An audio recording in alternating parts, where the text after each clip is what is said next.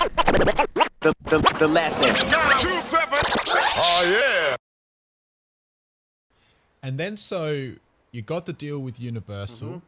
The Decepticons, I think, did you say, was it the third album? Yes, it was the third album. It's the one that dropped on Universal? Yep, number 2. And that was produced by P Money. P-Money did Fallen Angels on that album, yes. Yeah. The whole production of their album was made by Miracle. Yeah, Miracle produced the majority of the record. And Brother D and a guy by the name of Carlos. And P Money made Fallen Angels. P just did the single. P-Money did the single. Yeah. And then you guys have had the Plug to Loud Records. Yes. So that's how you guys have gone over to New York. Correct. And that's how I guess you've ended up in the studio. I think in the movie it was it RZA? All of them. from Wu-Tang? Inspector Dick. Like, the thing is, I want to say his name very loud.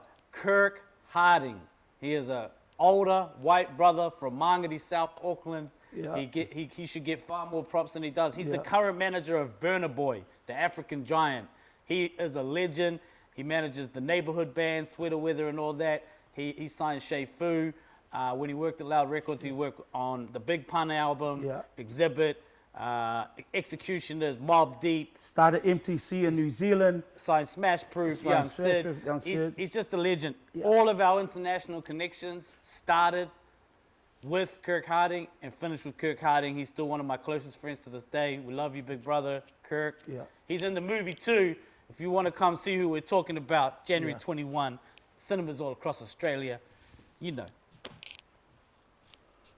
And then so it's different when you did a collaboration with an international back then, because these days with the internet, people can pay some money, send some files over, and it's done, right?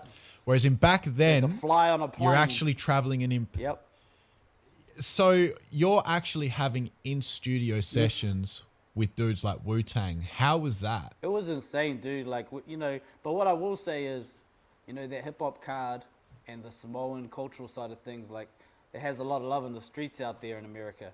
And so we went in as friends, and like artist friends first. So when we recorded with the Alcoholics, it's because when Exhibit came to New Zealand, you know, we helped Exhibit out, you could say, in New Zealand. And so he's part of the Liquid family, so we already walk in as friends. By the time we get to meet Inspector Dick, Kirk's worked on the Wu-Tang album. They all love Kirk. So it's like me and Brother D always walked in with kind of like the highest regards already established, if that makes sense. Like, we weren't just coming in as like paying clients or like these guys want to feature. We were coming in as brothers. And so we kind of always got the best out of them.